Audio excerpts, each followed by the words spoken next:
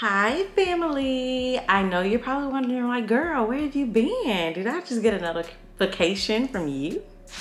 Yeah, it's me. Glad to see you all again. But if you follow me on like Instagram or Facebook, you probably noticed that I've lost all my baby weight, baby girl, and some. So I went from like, I was 220 when I was pregnant, and then I got stuck at maybe like a 190. And now I'm like 165. I actually think I was 162 last month. So I came to tell you all how I got the weight off. And I am so proud of the way that I got it off because I feel like it is so attainable. No crazy fat diets, no crazy workout plans. Now it's work, it's nothing easy, but it's very sustainable. So I broke it down into 10 things that I feel I know made my weight loss journey a success and not stressful. And I do believe that it's gonna be sustainable for me. It's gonna allow for me to keep the weight off and to stay in shape even when I do decide to have another kid, and I would know exactly how to maintain and keep the weight off again. So I'm here to give you the tea, all right? All right, so we're gonna start with number one. I really wanna keep that one for last, but whatever. We're gonna jump right into it and get to the good stuff. So reading labels and choosing foods with clean ingredients. This was something that I just wanted to do. I was mainly just focusing on my health and all of these things. I was just really focusing on being a better me and focusing on my health. And I was just like, the weight loss might just come, but I knew that these changes will create a healthier lifestyle with me, which in turn should cause me to lose weight, right? Okay, so reading food labels and finding clean ingredients. So for the first couple of grocery store trips, I would of course not take the baby with me because it's hard to just look at labels and reading them. For example, the milk that I use. This is the brand that I use, the Elmhurst milk oats, and I'm gonna show you the ingredients. I know a lot of people like to read the nutritional facts, and not that that's not important, but the ingredients is where they get us. It's why it's so small, they don't want you to read it. So let's see if I can get this to focus. Ingredients: filtered water, whole grain oats, and salt. So this is the brand I buy. And I also like to buy Malk. Malk, I don't think it has salt in it. So I think it just has 2 ingredients, and I think like 3 trees or something like that. That brand, I think it has water, filtered water, whole grain oats, and salt as well.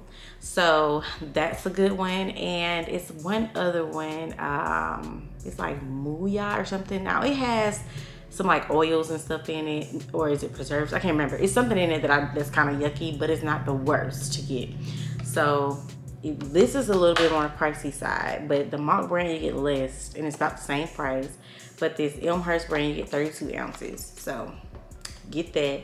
And these milks, like almond milk, silk, and all of those things, they have a lot of fatty and inflammatory oils in it, and just things that are interrupting our gut and causing us to not only gain weight, but maybe even just looking bloated. It might not even be that you have gained weight. It could just be inflammation.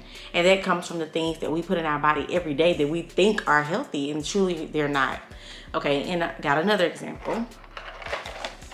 These noodles, these are chickpea penne noodles. And these are literally just made out of, chickpea flour. Chickpea flour. And I know, like, oh, what about the carbs? Chickpeas are nothing but protein. So you're going to be full. You're gonna have your if you have these chickpea penne noodles, and you add your shrimp or chicken or whatever, chickpeas, whatever kind of protein you like, you add that in here, you're gonna have a high protein meal. You're gonna feel satiated, and you know exactly what's going in your body. Now, granted, this still is processed, but it's way better than all those other things, and it's not gonna be interrupting your gut and causing inflammation. And one other last example I have here is this Curly Elizabeth granola. Sometimes I like to put this on top of my oatmeal just to give my oatmeal a little bit more flavor, a little bit more crunch, especially if I'm not in the mood for like the, okay you guys, my camera did something funky, but this is, sorry. This is the granola I was talking about, but I was saying I put it on my oatmeal sometimes if I just want a little crunch and I don't want to just eat the you know how, you know, the texture of it. But anyway, so here the ingredients are pretty clean. I'm just gonna read off a few, like gluten-free oats, coconut sugar, coconut oil, cranberries. Like you literally can pronounce everything that's on here. So those are just some examples, and I could do a whole video on foods like that, down to like pasta sauces and everything that I use to replace some of the things that we are used to using in our pantry, but just swapping them out for healthier options. And if you're gonna do that, just be prepared to be in the grocery store for a while. After about a month or two of doing grocery shopping and finding clean ingredients, it should be like second nature to you. So it's worth the time you put in to just shop around and research, and you can even research at home. But me, I like to put things in my hand. Excuse me, I like to put things in my hand and be able to see it and read it, because there's so many different brands, and all stores doesn't carry all the different brands. So you know, you always go to Publix, for instance, and you know what Publix carries and what you like from Publix. And I know like some people like things that Kroger sell. We don't have a Kroger here, so that's not an option for me. So yeah, reading food labels, choosing clean ingredients, and that even goes to eating out. When you're eating out, you don't really know what's in your food, so that just goes without saying, to try to prepare most of your meals at home. All right, so number one is probably gonna be the longest part, so let's go on to number two. All right, number two, no snacking. I really didn't do any snacking at all. I really had my breakfast, and I would do my breakfast kind of late, and because in the morning I would normally drink like coffee or matcha, and I would get into why a little bit later. But so I really didn't snack, so my breakfast would be kind of late, maybe like 10 a.m., which kind of ran into lunchtime. So I would end up having a late lunch, and a lot of times I'm not even hungry for dinner. And baby goes down early, and I typically go down early too. So I normally would have maybe breakfast and then another meal that was pretty big, but it would be healthy food as well.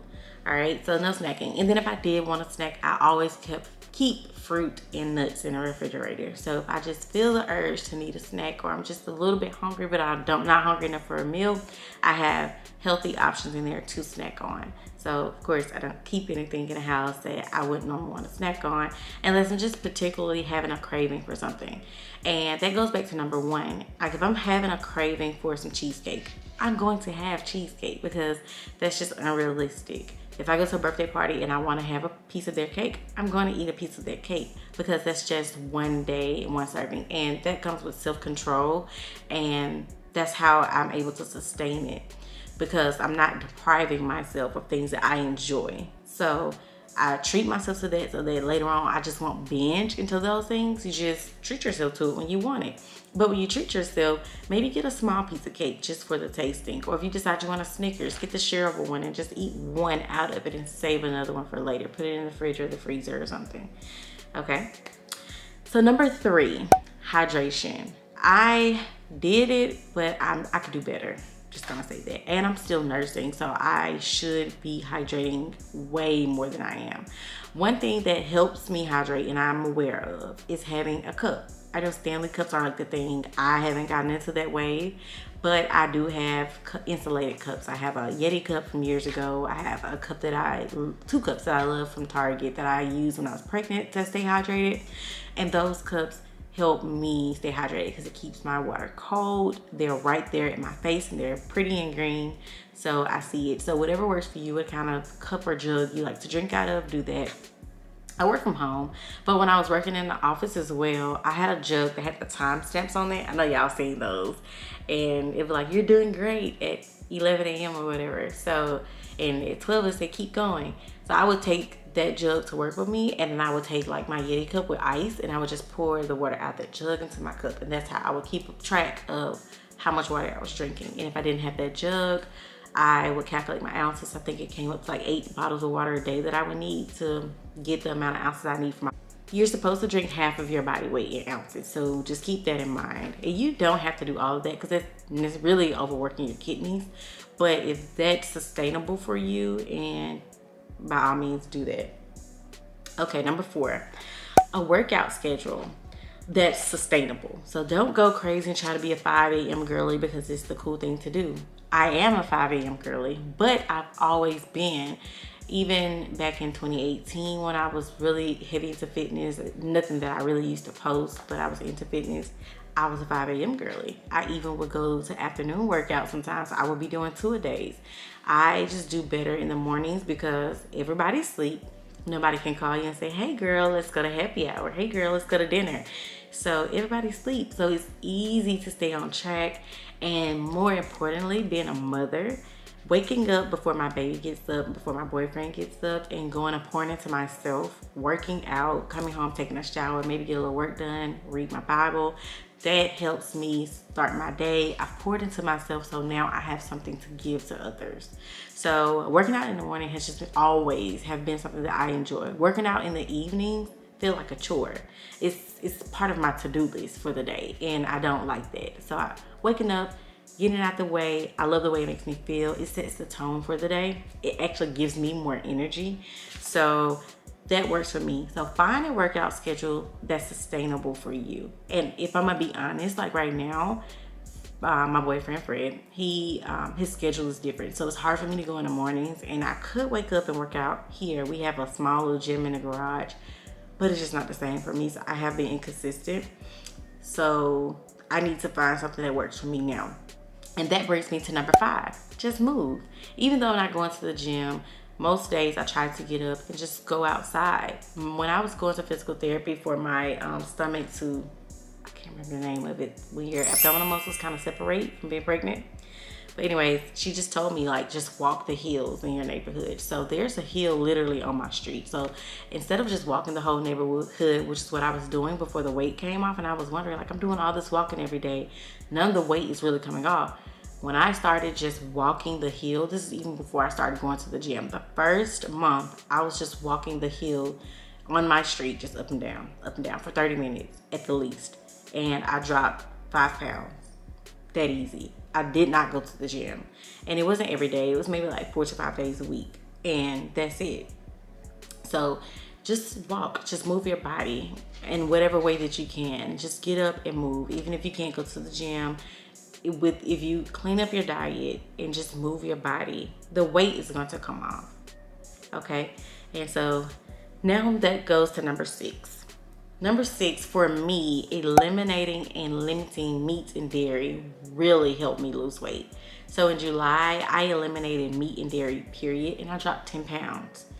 Since then, in August, I incorporated fish, but I was only eating fish and seafood on the weekends. During the weekdays, I was basically eating like a vegan. What would you call it?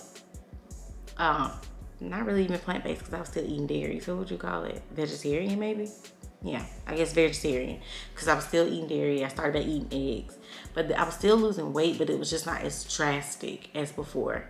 But I was also still learning how to eat like that, like incorporating the chickpeas and edamame, replacing my protein with other proteins, and making sure I was eating a substantial amount of it.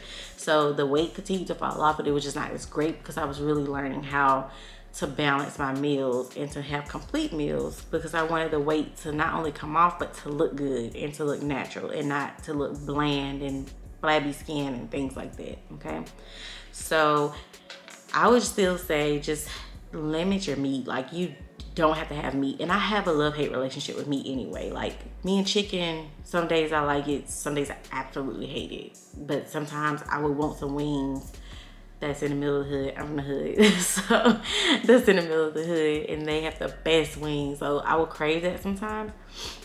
And that's fine. But like when I was pregnant, I craved steaks, and I would eat a steak at least once a week, and it's just too much. If you're gonna have beef, try to limit it to once a month. It's so hard for our body to digest. Okay, so number 7, boost your metabolism. So do something, take something to boost your metabolism. I'm not really a supplement type person or a person who likes to take medicine at all. Being my age, I'm 31, so being my age, my metabolism has slowed down.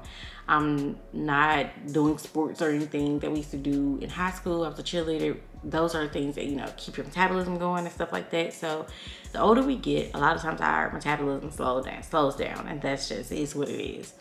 So even when I was working out back in 2018 and things like that, I used to drink green tea or black coffee and things like that to keep my metabolism going.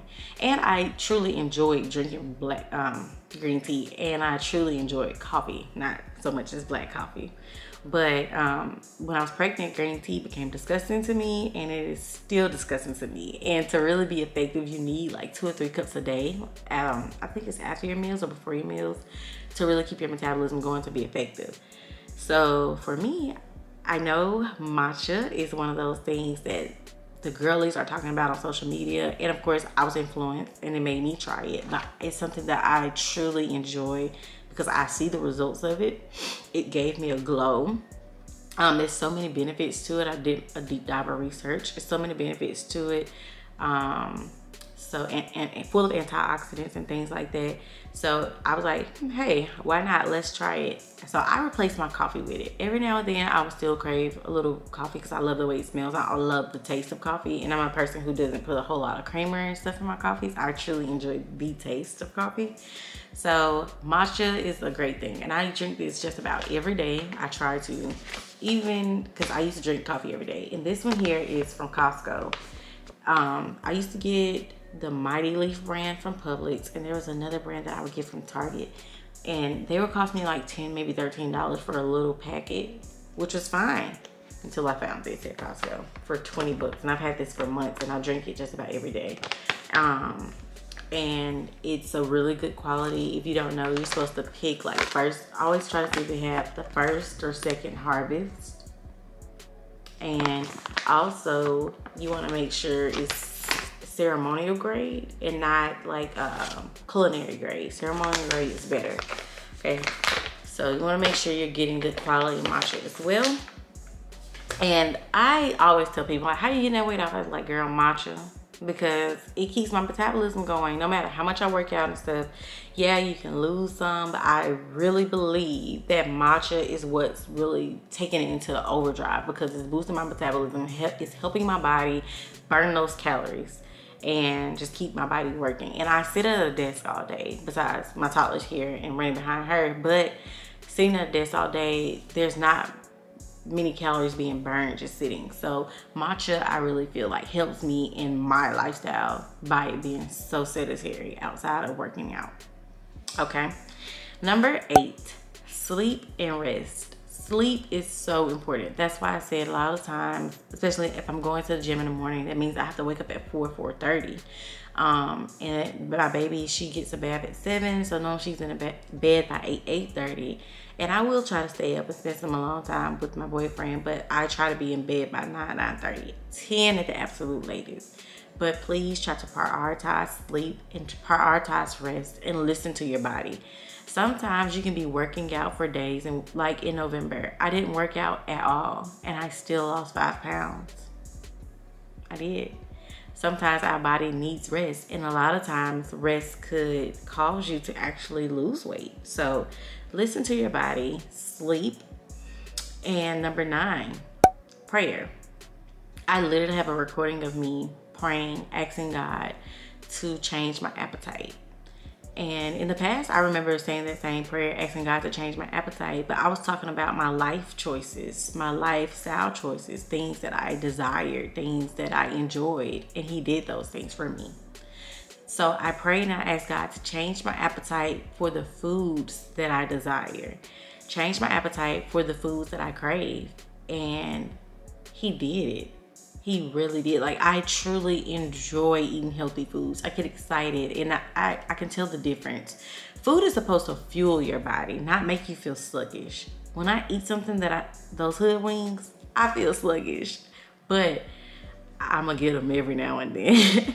But I asked God to change my appetite, and he did that. I crave salads. I crave fruit. I literally crave the things that my body desires. I don't miss steaks as much as I love a good steak. I really don't. I literally can go to a steakhouse right now and order salmon or lobster tails or even like chicken, and I'm fine. You could have never paid me to go to a steakhouse and not get the steak. No, but God did it. So pray and ask God for the strength. Ask God to change your appetite. Ask God to allow you to figure out a schedule that will be sustainable for you to go to work out. Ask God to give you long life and longevity, and just ask him to give you the tools that you need to be healthy. Do the Daniel fast. Research the Daniel fast, and if you research it, you will see where Daniel followed his fast and the other people were eating the royal foods, and he in turn was looking more youthful and looking more vibrant, and they were wondering, like, Daniel, why do you look so good? He was like, it was a fast. And yet we looking at it as a fast, but that was really his diet. He only ate fruits and vegetables and things from the earth. Read your Bible. The answers are there as well. So just pray, ask God, ask him to give you discernment, ask him to lead the way for you. Make those changes that you desire. If you ask God for it, he will give it to you. Of course, you have to put the work in, but if you ask God for it, he will give you what you need. Ask Holy Spirit to lead you and give you what you need, okay? And last but not to least, and I really didn't want to say this, but yeah, you do got to give yourself grace. Some people take grace and run with it. They be like, oh, I got to give myself grace. I'm going to eat this donut cheeseburger. No, that ain't the grace I'm talking about. The grace I'm talking about is just not being hard on yourself because Susie had a baby the same month you did and she lost the weight like this. Your body is different. God made you unique. He made you just the way you're supposed to be. So give yourself grace. There may be a lesson. For me, it was just about being patient, taking care of myself. And I think taking care of myself was way more important than losing the weight. In getting the weight off, I learned how to care for myself as a mother. I learned how to pour in myself as a mother. I learned how important it was for me to pour in myself first. And even if you're not a mother, it's still, you need to pour in yourself before you go to that 9 to 5. You need to pour in yourself before you even go to your business. You need to take care of self, because your business is going to be a reflection of you. Your job and how you perform is a reflection of you.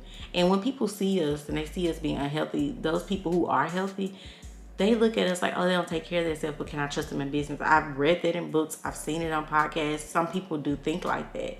Take care of yourself. Honor the body that God has given you and take care of it. Because we're on borrowed time here. You want to live the best life you can while you're here, feeling your best, looking your best, okay? So, and with giving yourself grace, that means no stress. And that probably should have been number 1 on this list, because my job was stressing me out, especially coming back and having a toddler here with me as well. I believe that the stress was keeping the weight on me. When I realized I just got to stop stressing, and even stop stressing about getting the weight off. I stopped stressing about everything, doing the best that I can, focusing on being the best person that I can be, focusing on being the healthiest person I can be, and the rest just came. Even with work, I just did my best. I just did my best, and I responded to the things in my job that was stressing me out in the best way I knew how. And that's all that I can do, and that's all that you can do. So I hope that this has blessed your life. I hope that this helps someone. I hope that it touches some new mothers who are trying to figure out how to get this weight off of them. Girl, it's gonna be better days. So keep your head up. I hope you all have a great and amazing day, a great and amazing new year, and I love you guys. Talk to you next time. Bye.